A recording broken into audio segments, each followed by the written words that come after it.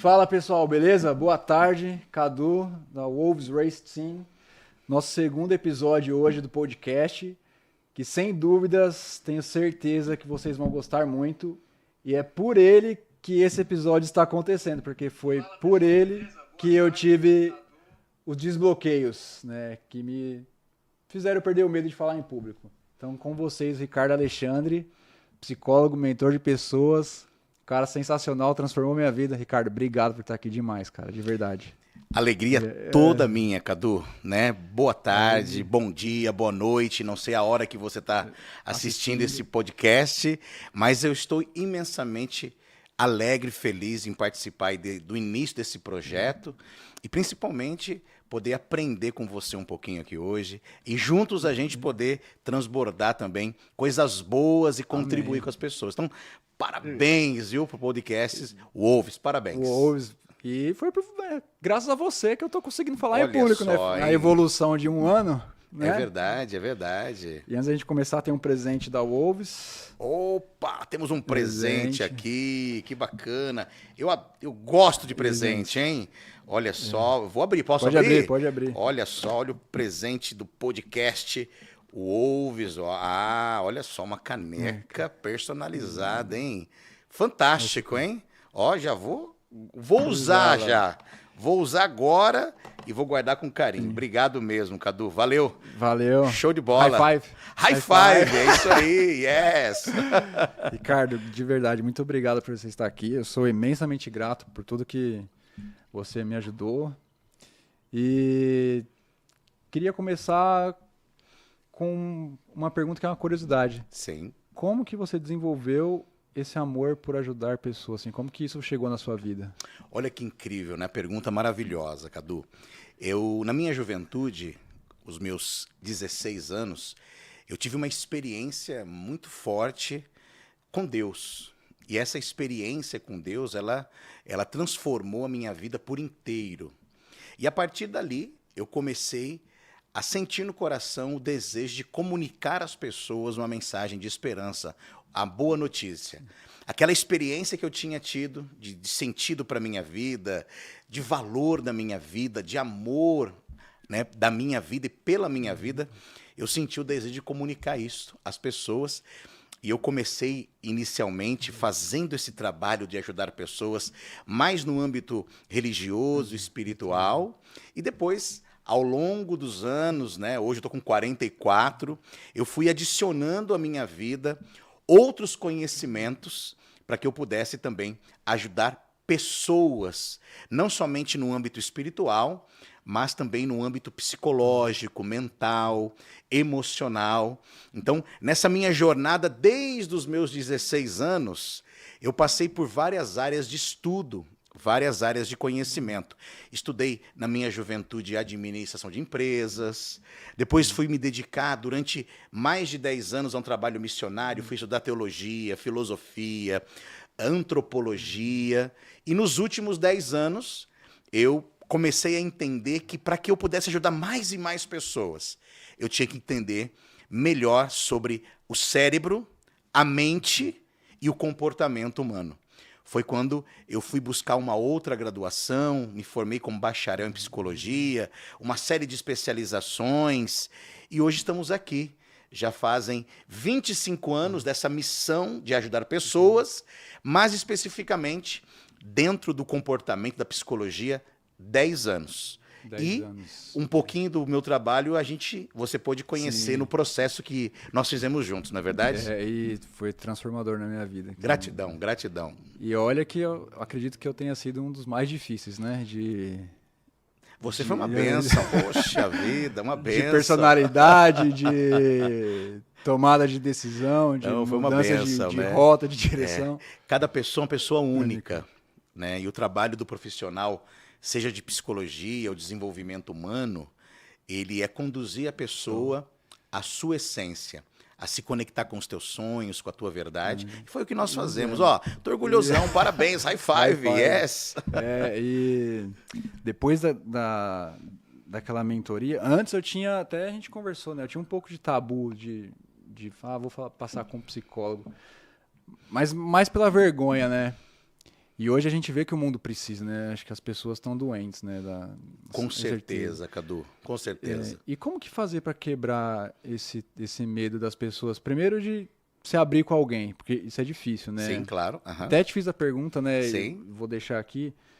Igual, quando a gente fechou a mentoria, que eu comecei, meu principal objetivo era ir para as forças militares na Europa e ingressar Exatamente, na guerra. lembro. Sim, sim.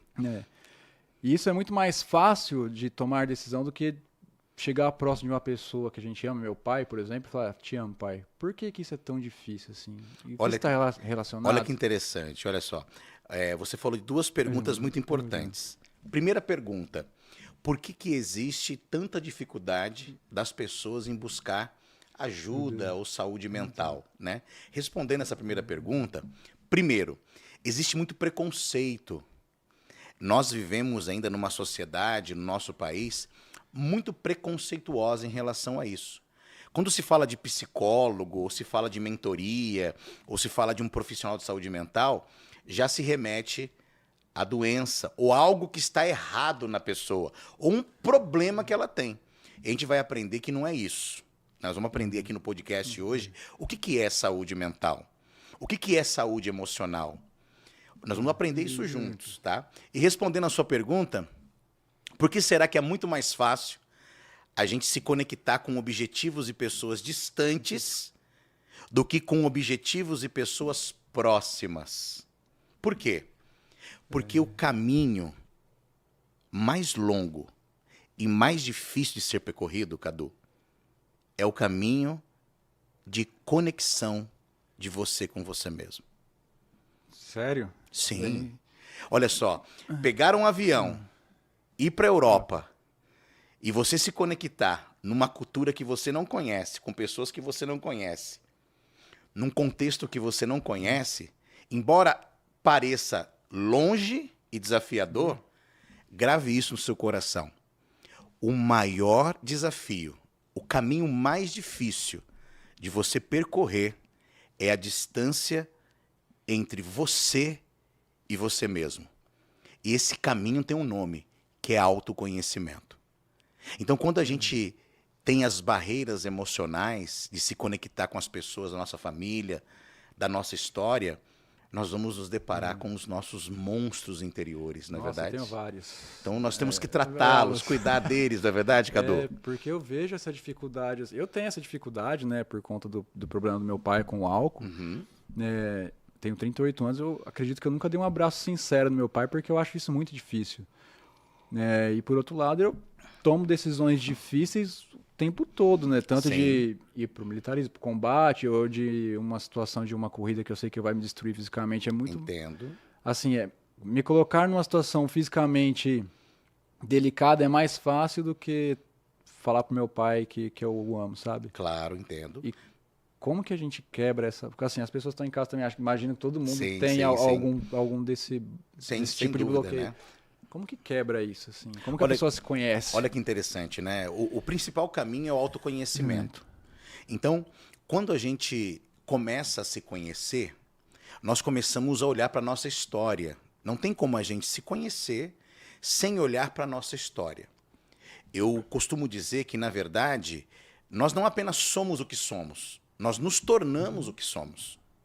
Então, ao longo da nossa história, as pessoas que nós nos conectamos, os ambientes sociais que frequentamos, as culturas que exerceram influência sobre a gente, os costumes, a família, os aprendizados e, principalmente, o significado que a gente deu para as experiências vai modelando o nosso chamado mindset, ou um modelo mental, o nosso mapa mental. Então, os desafios e os bloqueios, como você chamou, eles estão profundamente ligados aos significados que ao longo da nossa vida a gente deu para algumas experiências, para algumas pessoas. E isso tudo inclui também, né, alguns traumas, alguns desafios, algumas feridas que geram esses bloqueios, essas travas emocionais.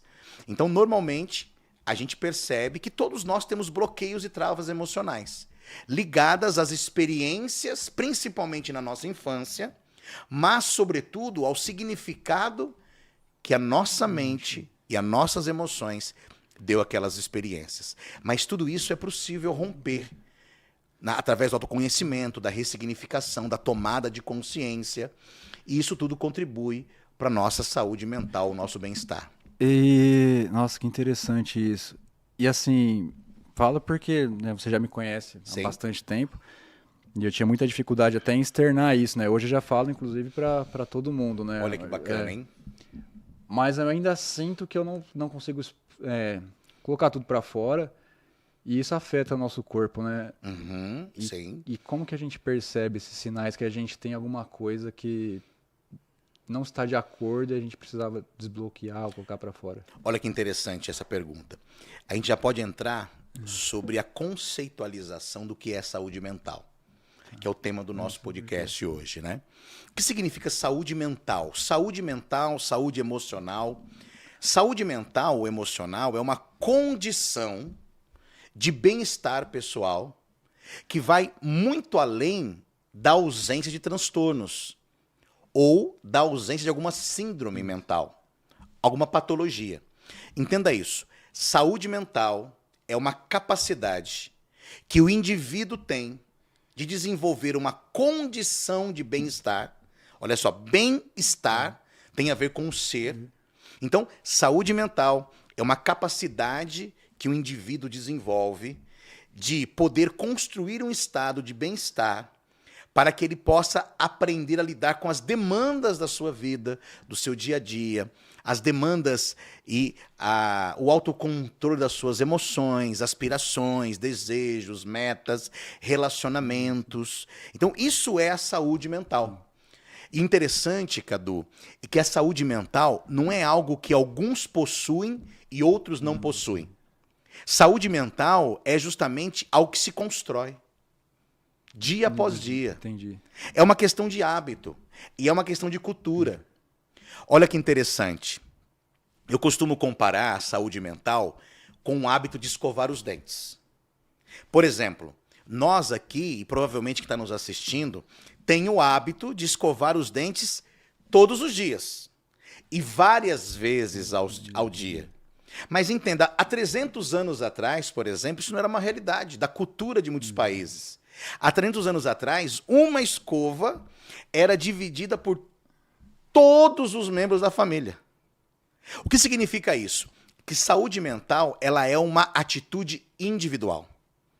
Assim como é escovar os dentes, assim como é higienizar o corpo. E saúde mental é você construir um estilo de vida, e aí nós vamos falar bastante sobre isso hoje, né? Mentalidade, hábito, aonde você possa inserir todos os dias tempo para desenvolver hábitos e rituais que construam a sua saúde mental. Entendi. Assim como o hábito de escovar os dentes. Fantástico isso, na verdade? Fantástico. Assim, na minha cabeça de atleta, eu consigo entender, claro, criar um hábito e a disciplina. Sim, sim. Mas e aquela pessoa que tem filhos, que está desempregada, que o marido largou ou que a esposa largou, né, que os problemas emocionais delas, assim, a gente nunca pode, né, comparar com o outro, sim, mas que a realidade talvez seja um pouco mais difícil. Como que ela faz para criar isso de forma um pouco mais fácil, para facilitar a vida delas? Ótimo. Então, excelente pergunta. Quando falamos de saúde mental, nós estamos falando de uma necessidade básica de qualquer indivíduo. Assim como nós cuidamos da saúde física, nós temos que cuidar da nossa saúde mental. Assim como tem pilares da saúde física, higienizadores da saúde física, existe também os higienizadores da saúde mental. Então, o primeiro passo para quando nós queremos aprender a construir saúde mental é, sem dúvida, a autoobservação, o automonitoramento, o autoconhecimento. É você olhar para si, dar essa atenção para si e perceber como que você se sente em relação à sua vida, à sua história, aquilo que você acredita sobre você, aquilo que você aspira na sua vida. Porque a partir dessa autoobservação, a partir dessa autoconsciência, nós vamos desenvolver a capacidade de enxergar as nossas dores emocionais. Sem autoobservação, ninguém consegue enxergar essas dores emocionais. Normalmente, a saúde mental, ela começa a ser cuidada pelas pessoas quando as pessoas sentem que algo não está bem. Quando acende a luzinha do painel. Verdade. Isso é interessante, isso não é foi verdade? comigo, né? Mas eu aprendi que o preço, né, o preço do cuidado é bem menor do que o preço do reparo. Então, quando você percebe em você uma dor emocional, primeira coisa, não quer dizer que algo em você está errado. Não quer dizer que você não é capaz. Não quer dizer que você não dá conta. Não quer dizer que você tem um problema ou você está quebrado. Quando nós identificamos uma dor emocional, é o nosso cérebro sinalizando para a gente que está vendo uma incongruência entre a mente, o cérebro, o comportamento e o estilo de vida que você está vivendo. Entendi. Então é o cérebro sinalizando pra gente, olha, é preciso você dar atenção para você. É preciso você dar atenção para sua rotina. É preciso você dar atenção para os seus relacionamentos, para os lugares que você frequenta. É preciso dar atenção para você, para que você identifique a raiz dessa dor emocional. E aí sim entra os profissionais adequados, que são pessoas que vão te ajudar a tomar consciência da raiz daquela dor que ainda não é consciente e tratar tudo isso. Então, o primeiro passo para a gente poder começar a cuidar da nossa saúde mental é essa autoindagação, essa capacidade de fazer as perguntas para si mesmo. Estou satisfeito com a minha vida, com a minha realidade? Né? Essa é a vida que eu quero viver? É esse ritmo de vida que eu quero viver? E aí você fez uma pergunta importante. Por mais que seja difícil a rotina de cada um de nós, sempre existe possibilidade de inserir hábitos, mecanismos para tratar a sua saúde mental. Vai ter momentos da vida em que você vai falar assim, olha, eu não tenho tempo para cuidar de mim. Então você vai ter que fazer escolhas. Porque se você não cabe na sua própria agenda, é um sinal de que você já não está com plena saúde mental. Caramba, que interessante essa Não é verdade? da própria agenda.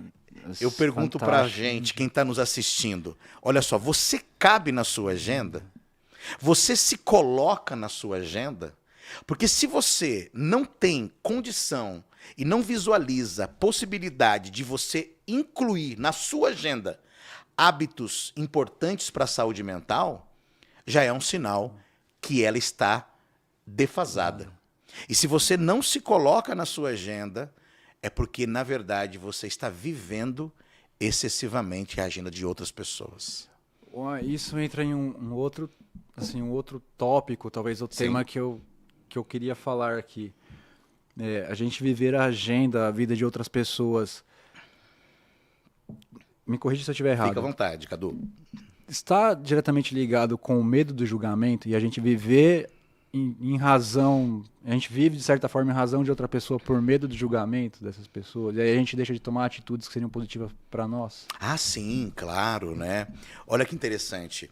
Eu me lembrei agora, nós estivemos juntos lá no nosso treinamento esse final de semana, Pode ter falado do treinamento. Nós vamos falar, deixar um abraço aqui, né, para todos que estiveram conosco lá no nosso treinamento. Um grande abraço e, né, talvez alguns estão acompanhando a gente aí, né? Então um grande abraço para vocês no Despertar 01, né? Se você teve lá, deixa aí, ó, né, um abraço aí pro pessoal. O Cadu teve com a gente também. E olha que interessante. Eu falei lá no treinamento sobre a minha experiência esse ano com o meu tratamento de saúde, né? E eu disse lá para as pessoas que estavam lá que eu ganhei de presente um livro. Olha só. E esse livro, ele foi escrito por uma enfermeira, né, canadense, que ela cuidou durante mais de 25 anos de pacientes em estado paliativo, no fim das suas vidas. E ela começou a reconhecer ali que existia alguns principais arrependimentos que a maioria das pessoas tinha antes de morrer. E um deles era o arrependimento de não ter vivido a vida que queria, mas ter vivido a vida que os outros queriam. Uau, forte isso. Então isso é possível que você perguntou. Muitas vezes, muitas pessoas, pela falta de autoconhecimento, pela dependência emocional que existe de contextos, situações, pelo fato de querer ser amada, de não perder, por exemplo, o gosto das pessoas por ela, o amor das pessoas, ela acaba cedendo às suas vontades para fazer a vontade do outro. Isso está ligado e pode estar ligado a algumas feridas emocionais. Né? Nós poderíamos fazer um podcast só um dia sobre isso. Sobre feridas emocionais? Sobre feridas emocionais. Vamos marcar. Então, uma delas é o abandono, a outra delas é a rejeição. Então, normalmente, a pessoa que tem essa dificuldade de dizer não para os outros, a pessoa que tem a dificuldade de assumir a autonomia da sua vida e fazer as suas escolhas de acordo com aquilo que é importante para elas, é porque precisa de cuidados emocionais e saúde mental. Precisa visitar a sua história. Precisa entender quais são as feridas emocionais que ali no inconsciente, no subconsciente, está dirigindo as ações delas. E a pior coisa que existe é você viver a vida de outra pessoa. É viver em função de agradar outra pessoa. Já é um sinalizador, a luz do painel está acendendo. Algo precisa ser olhado com atenção.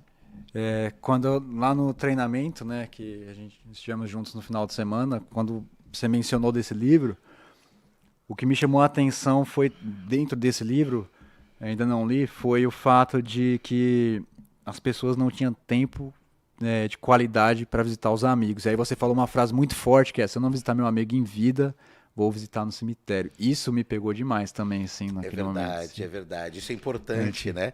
Um dos outros principais arrependimentos era justamente isso. A saudade que as pessoas tinham antes da morte dos seus amigos. A vontade de vê-los. E muitas vezes nós vivemos uma sociedade tão acelerada, tão corrida, que nós não temos tempo mais para receber pessoas ou para visitar pessoas. E aí nós podemos fazer uma analogia, trazendo para a saúde emocional. Se você não encontra tempo na sua agenda para visitar um amigo, para honrar alguém, você, em vida, você vai acabar tendo que encontrar momento e hora para visitar aquela pessoa no final da sua vida. E a mesma coisa saúde mental. As pessoas que se sabotam, que dizem que não tem cuidados, não tem tempo para autocuidado com a saúde mental, se você não arrumar tempo para fazer a prevenção dentro da saúde mental, se você não arrumar tempo para cuidar da sua saúde, você vai ser obrigado a cuidar da sua doença. Então isso é muito importante. Quando fala de saúde mental, significa trabalhar também o aspecto preventivo. E isso inclui construir a sua agenda, um estilo de vida aonde você valorize também a saúde mental. Então, se a gente não arruma tempo para construir a saúde mental, agora, cuidar da saúde, nós vamos ter que ser obrigados a cuidar da doença. Porque sem saúde mental, a gente não consegue estar plenamente realizado e plenamente pronto para os desafios da vida. E, nossa, aqui é forte. Nossa, esse aqui deveria ser um podcast de 5, 6 horas. 5, 6 horas. Topa o convite depois. Porque me abre uns insights, assim, coisas que eu começo a pensar. Por exemplo, a gente fala da saúde mental e a pessoa que está num estado, assim, talvez triste da vida dela. Né? A saúde mental dela, posso falar debilitada, é o termo correto? Eu falo, pode sim, claro. Ela está debilitada, sim, ou sensível com a saúde mental. Excelente, claro. Isso afeta ela a alcançar prosperidade? Sim, claro. Olha que interessante, né? O que é a prosperidade?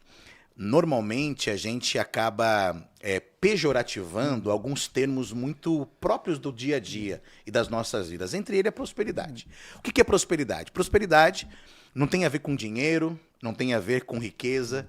Prosperidade é a capacidade que nós temos de prosperar. O que é prosperar? É desenvolver, crescer e transbordar o melhor em todos os pilares da nossa vida. Isso é a prosperidade. Então, é claro, uma pessoa que está passando por uma perda, Por exemplo, naturalmente, quando o nosso cérebro ele está conscientemente identificando uma perda, ele vai naturalmente ativar a emoção da tristeza. Certo. E a tristeza é uma emoção necessária. O importante é a gente entender que a tristeza tem uma função. A tristeza, ela tem a função de fazer com que a gente pense sobre a nossa vida, sobre as nossas escolhas, sobre o que é importante pra gente. Então, a tristeza é natural. O que não é natural é aquela tristeza se tornar um modus operandi da vida da pessoa. Entendi. E que vai poder se tornar ali depois algum tipo de transtorno, de depressão, uma tristeza prolongada, tá? E quando aquela tristeza, ela não é entendida, ela não é dada significado, ela começa a ser o modus operandi da vida da pessoa, aquela tristeza, ela vai ser como se fosse a lente. A pessoa vai enxergar a vida dela a partir da lente daquela emoção. Entendi. E isso pode gerar uma série de construtos, né, cognitivos e mentais que debilitam a capacidade dela de enxergar o seu valor, a sua capacidade, o seu merecimento, interfere na autoestima, no autoconceito. Tá? Então, primeiro ponto, todas as emoções são necessárias. A tristeza é uma emoção necessária. Ela tem um objetivo. O importante é que ela seja cuidada, tratada. E aí sim a saúde emocional, aí sim um profissional para te ajudar a identificar o valor da tristeza. Entendi. Quando aquela tristeza ela não é tratada, ela se prolonga e aí pode originar uma série de sintomas que pode sim atrapalhar a forma com que ela se enxerga, atrapalha a forma com que ela entende o seu valor, sua autoestima, o seu amor próprio, a forma com que ela enxerga as suas capacidades, a sua relação com as pessoas e com o mundo. Uau. Então, toda emoção é importante. Toda emoção é necessária. O mais importante não é o que a vida fez conosco. Como a gente reage, né? É o que nós decidimos fazer com aquilo que a vida fez conosco. Entendi. Uau, incrível. E como que a pessoa faz, Ricardo, assim... A pessoa que está sensível no momento, né? Claro.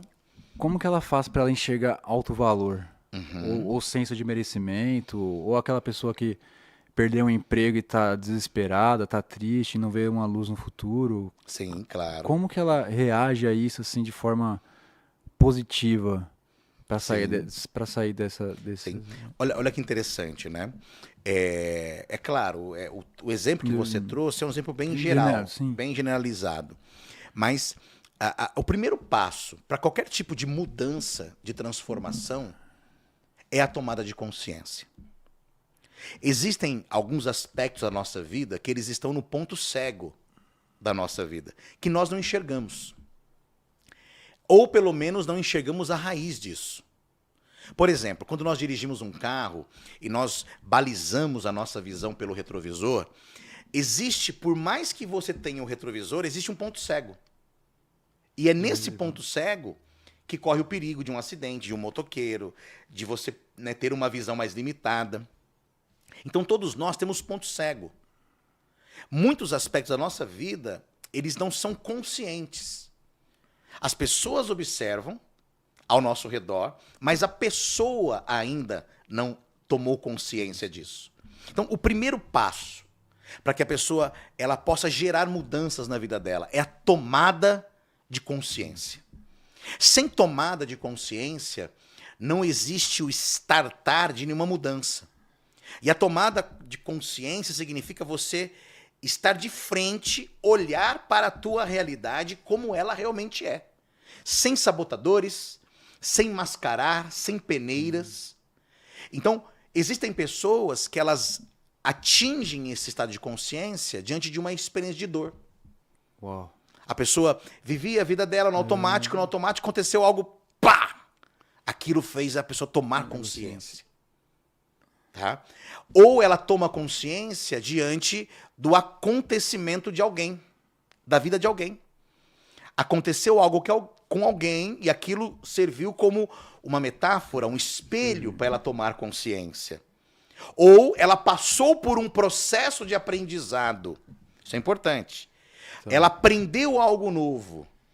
E aquilo que ela aprendeu, seja num curso, num treinamento, como nós fizemos no final de semana, aquilo, pá, destravou a mente dela, abriu os olhos, fez as escamas caírem. E essa tomada de consciência ela é fundamental. Então, quando nós procuramos um profissional da saúde mental, ou um psicólogo, um profissional de autoconhecimento, esse psicólogo, através do conhecimento, das ferramentas certas, ele vai ajudar a pessoa a tomar consciência. Por quê? Porque a consciência, a tomada de consciência, ela é o primeiro passo para a mudança da realidade. Não existe como mudar qualquer realidade se não tomarmos consciência dela. Quanto maior o nível de consciência sobre a realidade da nossa vida, maior é a probabilidade disso mudar. Faz sentido para você, Cadu? Faz demais, né? Eu tô relembrando aqui o tempo que nós ficamos juntos fazendo acompanhamento. É verdade, é verdade. Olha, eu me vejo hoje assim numa evolução espiritual, ótimo, mental e física, embora eu já era atleta. Sim. Muito melhor do que antes, né? Ouvindo assim. E olha que eu acredito ainda que eu tenho vários bloqueios, várias tristezas para colocar para fora. Todos nós somos pessoas em constante evolução e aperfeiçoamento. Mas olha só, Cadu, para as pessoas entenderem, né? Nós começamos um processo de atendimento há mais ou menos mais de um ano atrás. Mais de um ano atrás.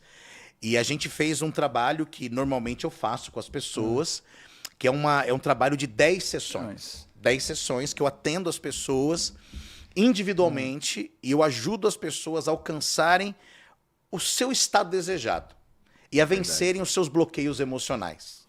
E eu lembro que o Cadu dizia assim para mim, Ricardo, eu quero muito poder ajudar e transbordar as pessoas, eu quero muito fazer o meu podcast. Não é verdade? Eu falei muito isso, né?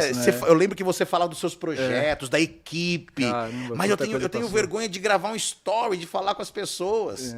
E aí nós fizemos isso, né? Em 10 sessões, ferramentas, reprogramação mental, técnicas, né, de psicologia positiva, de PNL. E nós fomos trabalhando e estamos aqui hoje. Olha só, destravamos. E você está aqui super bem, à vontade. Né? Dá para perceber pela sua leitura corporal. Graças a Deus, né? Então, você tá é possível reprogramar isso. É possível mudar o nosso mapa mental. Isso é possível. Mas o primeiro passo é a tomada de consciência. Ou seja, reconhecer que temos uma dor. Reconhecer que temos uma dor. Buscar as raízes dessa dor. Isso é importante. Desenvolver coragem, atitude para mudar essa realidade. E aí, a partir dali, se tornar a pessoa que eu tenho que me tornar para viver a vida que eu quero viver. Acima de tudo. Incrível. Eu estava lendo essa semana um capítulo de um livro que vai lançar agora na Europa, que chama What's Your Dream? O nome do livro em português é Qual o Seu Sonho? É do Simon Squibb. O livro está pré-lançamento. E aí, no trecho do livro, no começo do livro, ele fala que o que ele mais percebeu na vida dele, ele é empresário, assim, e hoje ele ajuda as pessoas na Europa a construir os sonhos. Por isso o nome do livro é esse. E ele anda perguntando para as pessoas na rua, qual o seu sonho? Qual o seu sonho? Aí a pessoa fala e ele, de fato, ajuda a pessoa. Ajuda. Sim, nossa, claro. Sensacional o cara. Assim. E aí ele fala num trecho assim que hoje o que ele mais observa no mundo é que as pessoas perderam a autoconfiança. E para buscar aquilo que elas têm como sonho. Como que a gente trabalha isso? Olha que interessante, né? A autoconfiança, ela é uma competência de inteligência emocional. Repito, autoconfiança, ela não é algo que uns têm e outros não. Ela não é algo que alguns nascem com ela e outros não nascem. A autoconfiança, ela é uma competência de inteligência emocional que pode ser aprendida e desenvolvida. Nós podemos construir a autoconfiança.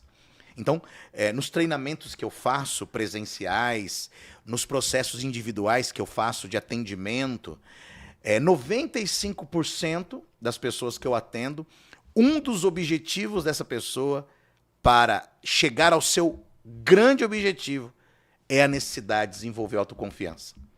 Então, existem técnicas para isso. Técnicas cognitivas existem técnicas de treino mental, existem técnicas ligadas à sua fisiologia, à sua postura, tá? Para você desenvolver essa autoconfiança. Eu vou ensinar aqui, brevemente, para quem está nos acompanhando, 3 técnicas que você pode aplicar hoje na sua vida, técnicas baseadas na neurociência, para você poder justamente desenvolver mais autoconfiança. Vamos lá, posso falar, pessoal? Pode, à vontade. Vamos lá, então vamos lá, pessoal. Ó, você que está nos acompanhando aqui, você que fala assim, Ricardo, eu quero desenvolver mais autoconfiança.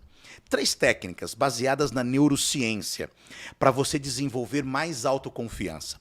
Primeira técnica, eu chamo essa técnica, que é uma técnica da psicologia positiva, desenvolvida por Martin Seligman, que é o chamado Diário da Gratidão.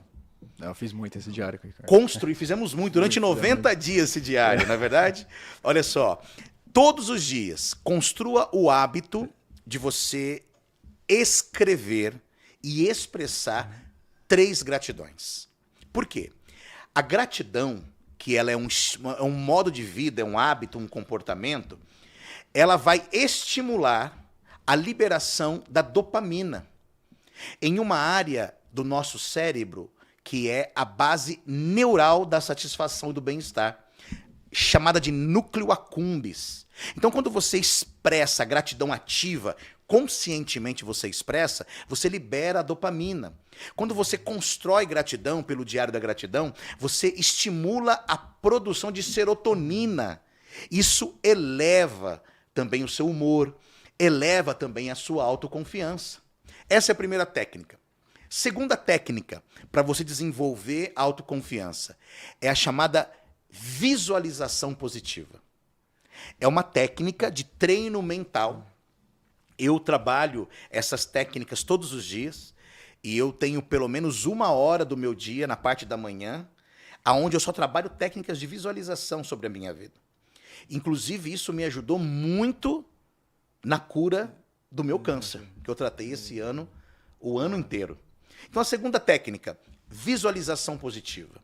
Comece o seu dia, reserve alguns minutos para que você feche os seus olhos e, através de uma visualização, usando a sua imaginação, você possa visualizar o seu dia acontecendo e você possa se visualizar de maneira positiva, com autoconfiança, vencendo e fazendo acontecer o que você quer que aconteça. Uau. Você está visualizando isso. O nosso cérebro, ele não sabe diferenciar a realidade da imaginação. Então, para ele, aquilo que está acontecendo agora e aquilo que você imagina aqui, está acontecendo. Então, quando você visualiza, usa essa técnica da visualização positiva, você naturalmente está estimulando a construção, ou seja, a ativação de hormônios, né, e de um estado emocional próprio para te dar condição para realizar aquilo. Para sua mente, aquilo é como se já tivesse acontecido. Incrível. E as tuas células, elas sentem isto. Elas recebem essa informação. E a terceira técnica, que é a técnica de você aprender a dominar a sua postura, o seu comportamento, a sua fisiologia. Mudar a sua fisiologia. É claro que essa mudança de fisiologia, ela tem vários construtos que a gente poderia explicar aqui. Mas, por exemplo, mente e corpo, eles fazem parte de um mesmo mecanismo. Então, aquilo que a sua mente pensa, o teu corpo acompanha. Então, naturalmente, se você começar a pensar em algo triste ou uma perda da sua vida, naturalmente, se você começar a pensar nisso, o teu corpo vai acompanhar esse pensamento. Uau. É natural. Legal. Ok? É natural. Mas entenda, como fazem parte do mesmo mecanismo, o contrário também funciona. Você pode estar bem, mas se você fizer isso aqui, ó, a tua mente, ela vem a reboque. É sério? Sim. Uau. Por quê? Porque a tua mente, ela vai receber uma comunicação do teu corpo. E ela vai gerar aqueles sentimentos que o teu corpo está comunicando para a sua mente. Então, se eu quero aprender a desenvolver autoconfiança, eu tenho que aprender a dominar a minha comunicação. aquilo que eu penso sobre mim, aquilo que eu falo sobre mim, ou seja, o que eu penso, que é a comunicação interna, os pensamentos, o que eu falo, o que eu declaro, a comunicação verbal, e aquilo que eu tenho de comportamento, que é o não verbal, que é justamente a postura. Então, quando nós ficamos, por exemplo, numa pose de autoconfiança, nosso cérebro recebe essa comunicação e ele começa a gerar sentimentos e um estado interno de autoconfiança. 3 técnicas fundamentadas na neurociência para você poder construir mais autoconfiança. Eu posso dar uma quarta aqui. Quarta técnica, validação positiva. O que significa isso? Tem pessoas que se criticam demais. Nossa, eu já fui que muito se criticam assim. muito. Tudo que fazem Não, convivo com muita gente só assim. coloca o defeito em tudo que elas fazem. Elas se esforçam, buscam fazer o melhor delas, elas acabam de fazer, puta merda. Eu errei, eu não fiz isso, eu não fiz aquilo. E a pessoa se critica, é uma autocrítica excessiva. Se valide mais, se elogie mais, celebre as suas conquistas. Por exemplo, eu saí da minha casa hoje, vim para cá pro podcast, né? Percorri uma distância. A hora que eu cheguei aqui no carro, estacionei o carro, falei, Ricardão, yes! Chegamos no horário. Boa. Que bacana, celebrei, deu tudo certo. Né? Vai acabar o nosso podcast aqui, vamos honrar essas pessoas que estão nos acompanhando, aqueles que vão nos assistir. Nós vamos fazer assim, yes! Nós vamos tocar aqui, né, Cadu? Yes! Parabéns! Poxa, conseguimos! Nós temos que validar mais nossas conquistas. Porque é natural que o nosso cérebro se prenda mais dos aspectos negativos. Tem que ter mais esforço consciente para grudar os aspectos positivos na nossa mente. E aí nós podemos explicar isso um dia, né? Devido ao nosso mecanismo de sobrevivência. Existe um chamado viés de negatividade. É como se, para os aspectos negativos, a nossa mente ela facilmente se apega. Isso por causa da psicologia evolutiva, da nossa sobrevivência, ao longo da nossa evolução. Então, para você entender, as coisas negativas na sua mente é como se fosse como que chama aqueles negócios que grudam, que abre, velcro. As coisas negativas na sua mente, elas grudam como um velcro. As positivas é como um teflon. Tem que ter muito mais esforço consciente para você olhar e perceber as coisas positivas. Então, primeira técnica, diário da gratidão. Estímulo dopamina, serotonina. Segunda técnica, visualização positiva. Isso é importante. Terceira técnica é você trabalhar a sua fisiologia, a sua postura. E a quarta técnica é a validação positiva. Se criticar menos e se validar mais. Eu acho que essa é a mais difícil. Desafiadora, não é verdade? Porque é inconsciente. Sim, porque nós desenvolvemos um modelo mental. Esse hábito mental de se criticar excessivamente. Então, vamos celebrar o Wolves Podcast. Nossa, vamos celebrar. Primeiro episódio hoje, segundo episódio. Foi uma conquista. Vamos celebrar essa conquista sua de estar aqui apresentando o podcast, das pessoas que estão acompanhando. Isso é muito importante. Então, para quem está nos acompanhando, vamos celebrar, Cadu, dar um high five aí, ó. Ótimo, né? Você que está em casa nos acompanhando, poxa, abraça a si mesmo, dá um sorriso para você. Tanta coisa que você já fez hoje, se valida, se parabeniza. Entenda isso, você é a pessoa mais importante da sua vida. Quer ver um exemplo? Existe um escritor europeu e ele escreveu assim: Deus mandou eu amar o meu inimigo. Então eu passei a amar a mim mesmo. Uau! Porque nós somos ou o nosso maior aliado ou o nosso maior inimigo. E aí que entra a autossabotagem? Justamente. Autossabotagem.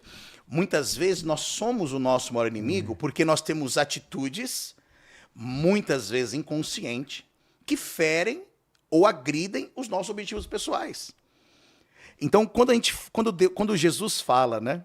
Amai os vossos inimigos. Claro, temos que amar as pessoas que talvez não nos querem tão bem, mas nós temos que aprender a amar nós mesmos.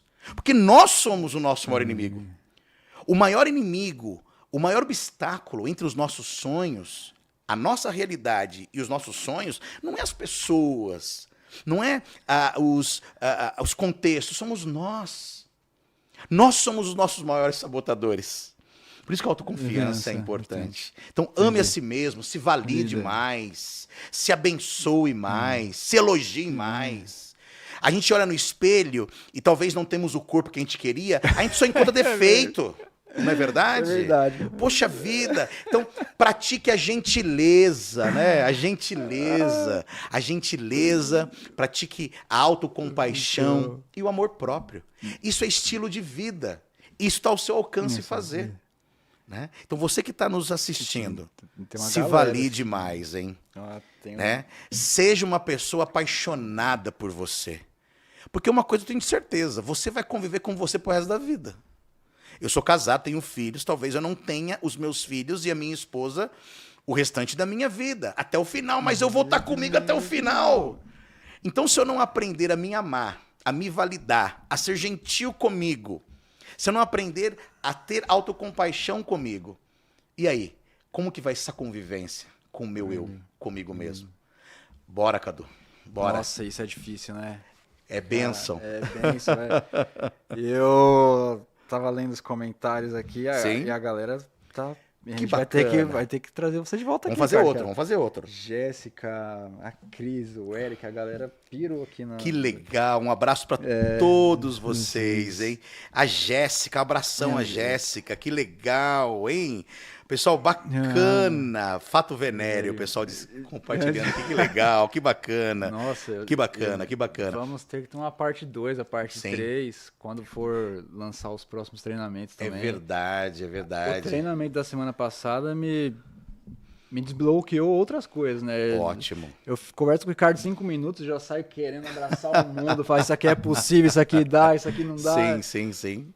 Um outro tema que a gente falou lá no sábado, que você explicou pra gente, foi a decidida decisão. Decidida decisão, isso é verdade. Também ficou na minha cabeça. E voltando lá atrás, né, no acompanhamento que a gente fez juntos, a decidida, eu não sabia o que era na época, né, mas foi quando eu decidi o que eu queria, né? E hoje a gente tá aqui, isso foi uma realização. É isso mesmo, muito bom. O que é a decidida decisão? Né? Então vamos lá, para você poder realizar transformações poderosas na sua vida, primeiro passo, nós falamos autoconsciência. Segundo passo, autorresponsabilidade. E terceiro passo é a decidida decisão. De você não permanecer mais onde você está e a decidida decisão de fazer o que tem que ser feito para viver a vida que você quer viver. Por que continuar sendo a mesma pessoa se eu posso ser alguém muito melhor? Por que continuar vivendo a mesma vida profissional, financeira, os mesmos relacionamentos, se eu posso viver tudo de forma abundante? Tá? Então, o que é a decidida decisão? Eu tirei esse termo e eu trouxe para o nosso treinamento, que é o método despertar, em cima de um ensinamento de Santa Teresa d'Ávila. Santa Teresa d'Ávila é uma mística, né, da Espanha, uma das grandes mulheres, né, doutora da igreja. Ela fala sobre a decidida decisão por Deus, a decidida decisão pela santidade, a decidida decisão pelo chamado. E essa força que é a decidida decisão, nós temos que trazer para os nossos objetivos. Sejam eles pequenos ou grandes. Então, não basta decidir. Tem que ser a decidida decisão. A decidida decisão. A decisão de ir e a decidida decisão de não voltar atrás.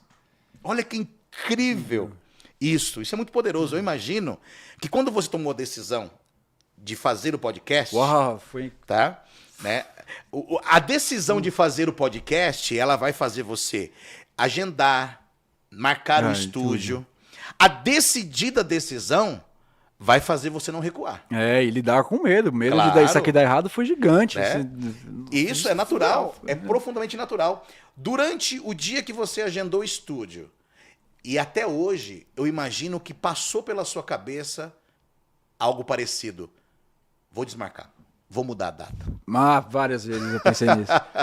Não vai dar certo, eu tô preparado. Nossa, isso o tempo todo, né? Ótimo, e então... principalmente o medo de julgamento. Sim, cara, claro. Então, a decisão te leva a marcar a data, colocar na agenda, mas a decidida decisão, ela te leva a não recuar, a não voltar atrás. Quando a gente se reúne lá no treinamento de 2 dias, lá, né, as pessoas têm que entender que lá ela sai com metas, com planejamento, ela sai com direção para a vida dela. Eu saí de lá com muita coisa na cabeça. Com direção para a vida dela. Então, a gente tomou decisões na sua melhor versão. Ali a pessoa tomou decisões em um alto estado de consciência e autorresponsabilidade. E depois a nossa pior versão, ou uma das nossas não melhores, vai duvidar das nossas decisões. E quem vai manter é a nossa decidida decisão. Sabe por que as pessoas não crescem, não evoluem? Porque elas estão se aconselhando com conselheiros errados. Uau, como seria isso? Um exemplo. Quando você tem sonhos e objetivos, e são metas palpáveis, entenda, todos os recursos que nós precisamos estão dentro de nós. Ricardo, mas eu não tenho um recurso externo, material, mas você tem um recurso da criatividade para construir o recurso externo. Todos nós temos todo o nosso recurso. Então, com quem que você tem se aconselhado? Quem são os seus mentores? É Deus? São pessoas que já estão vivendo a vida que você quer viver? Muitas pessoas acabam recuando ou nunca começam porque se aconselham com medo. Ei, para de se aconselhar com medo. O medo sempre vai dizer para você, não faça, não arrisque. Você não consegue, vai dar ruim. O medo sempre vai te dar conselhos para te manter na sua zona de conforto. Enquanto a gente não parar de se aconselhar com medo, a gente não avança. Se aconselhe sim com os teus sonhos, com as pessoas certas. Se aconselhe sim com a sabedoria divina que existe dentro de você, com a inteligência divina que existe dentro de você, a sua essência. Porque o medo, ele é um grande destruidor de sonhos. Se o Cadu tivesse aconselhado-se com medo... Nossa, não estaria aqui. Acho que eu não estaríamos aqui, não na estaríamos verdade, aqui. Cadu. Não estaríamos aqui, né? Eu tive muito medo disso aqui dar errado, assim, mas muito, né? Medo do julgamento, principalmente, né? E medo talvez de não conseguir conduzir, sabe? De conduzir de forma agradável, porque a intenção aqui é chegar do outro lado e que aquela pessoa sinta-se inspirada, sabe? Claro. É a principal missão da Wolves. Esse é o grande objetivo, né? E é muito natural. É muito natural que exista esse medo. É o medo do fracasso em relação aos nossos sonhos. É o medo da rejeição. É o medo de não dar certo. É o medo de não gostarem. É o medo de criticarem. Entenda.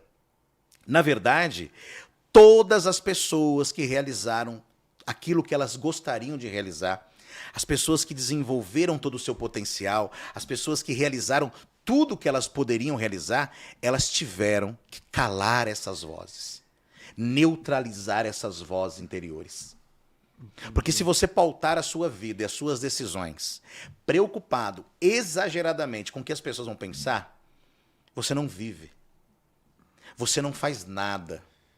Se a gente fica preocupado sobre aquilo que vão dizer ou pensar sobre nossas ações, nós não desenvolvemos nada na nossa vida. Só existe uma maneira, e você pode anotar aí, tá? Uma maneira de você não ser criticado em alguma coisa que você faz. Não fazer nada. Não fazer nada, não pensar nada e não falar nada. Só existe uma maneira.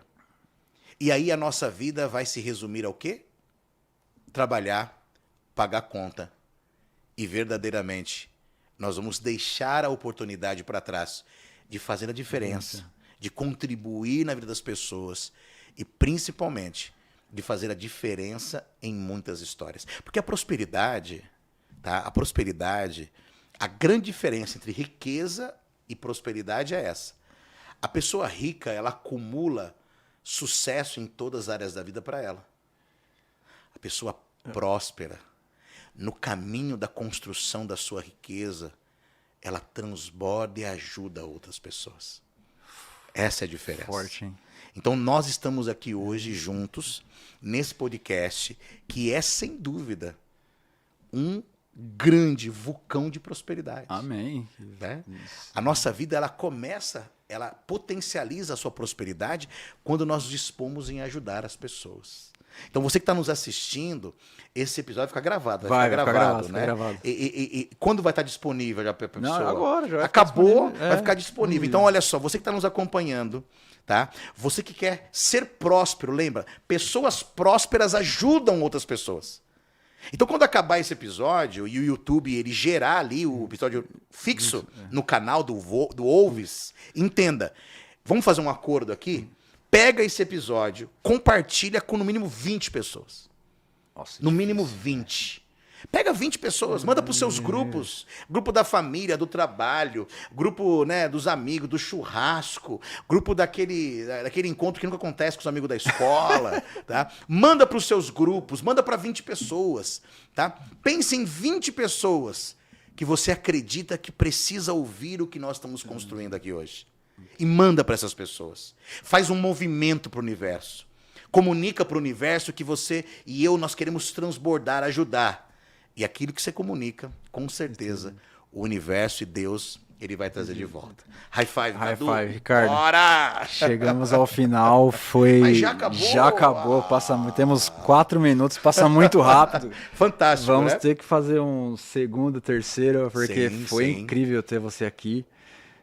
Ficou até uma pergunta, não sei se do Jota, não sei se vai dar tempo. Vamos lá. Então, você responde o Jota aqui, para não deixar sem certeza. resposta, e aí você já emenda encerramento. Né? Ótimo, e aí, vamos onde lá. as pessoas te encontrarem e tudo mais. Sim. Ele falou assim, como viver a saúde mental e a religião de forma saudável? Olha, fantástico. Quem que perguntou mesmo? Foi o nome dele tá com J. Acho que Ótimo, meu amigo Jota. Ok? Jota, mas... Algo muito importante isso. A religião e a saúde mental, tá? Como que a gente vive de forma harmoniosa? Primeiro, a espiritualidade e a religiosidade, quando é vivida de forma equilibrada e sadia, ela potencializa também a saúde mental. Por quê? Para a gente poder finalizar. 5 pilares da saúde mental. Primeiro pilar da saúde mental, algo muito importante. Primeiro pilar é o sono. Tá. Não tem como você ter saúde mental se você não tiver sono de qualidade. Ok? Segundo pilar da saúde mental, conexão consigo, com Deus e com as pessoas. A vida espiritual e a religiosidade, ela contribui nesse pilar de conexão social também. Um terceiro pilar, que é justamente a nutrição, alimentação adequada. Por exemplo, a depressão, ela não é uma doença mental, ela é uma doença metabólica. Tá? A gente podia falar sobre isso. Ninguém se cura de depressão tomando de depressivo. Não é somente o antidepressivo. A depressão também é uma doença metabólica. Né? Vamos ficar isso para o próximo tema já, né? Para o próximo podcast, tá? Então, a nutrição, atividade física, que é fundamental, e principalmente hábitos de autocuidado, de amor próprio. Então, quando se fala como harmonizar religião e saúde mental, é fundamental que você entenda que a religião e a espiritualidade devem ocupar uma parte da sua vida. Ela não pode agredir e tirar de você a possibilidade de viver os outros pilares. Entendi. Como nutrição, atividade física, não é? Autocuidado. E é importante, e aqui eu faço uma ressalva, né? Porque o Jota, ele perguntou algo importante, porque o meu TCC na faculdade foi sobre religião, espiritualidade e saúde mental. Caramba, que legal. Né? Foi o meu tema. Quando que a religião ela pode se tornar nociva à saúde mental? Quando tira do indivíduo a capacidade de pensar. Incrível. Pensar e tomar as suas decisões. Isso é importante. Faz sentido pra você, Jota? Faz demais. Bora. Pro Jota, acredito que sim também. Ricardo, onde as pessoas conseguem te localizar, te encontrar, seus contatos, próximo despertar? Ótimo. Vamos lá então. Olha, quem quiser manter contato e a gente poder interagir, que isso que é o mais importante, ajudar pessoas, eu tenho lá o meu Instagram, né, que é o Ricardo Alexandre _oficial. ricardoalexandre.oficial. Você pode ir lá no meu Instagram agora. Inclusive, eu postei lá que nós íamos estar aqui hoje, o link para as pessoas acessarem ao vivo. Também tem a minha página, meu site, que é ricardoalexandreoficial.com.br, e ali também tem o meu canal no YouTube, Ricardo Alexandre Oficial, tem também Facebook, as redes sociais, não é verdade? E o nosso próximo Despertar, já fica o convite, tá, Cadu? Estarei lá. 22 e 23 de fevereiro. Então já marca na sua agenda aí, tá? Nós estamos fazendo uma contagem regressiva para começar as inscrições. Tá, Quando certo. começa é rápido. E eu quero muito que a equipe Wolves esteja lá, e o Cadu vai estar lá também, e a gente vai poder voltar aqui. Eu me comprometo a voltar, Cadu, para a gente poder, né, falar de outros temas, né? As pessoas podemos falar sobre relacionamento, por que não? Né? Relacionamentos, e eu estou aqui à disposição. Então, espero vocês aí, 22 e 23, no próximo Despertar, e a gente se conecta nas redes sociais. Obrigado.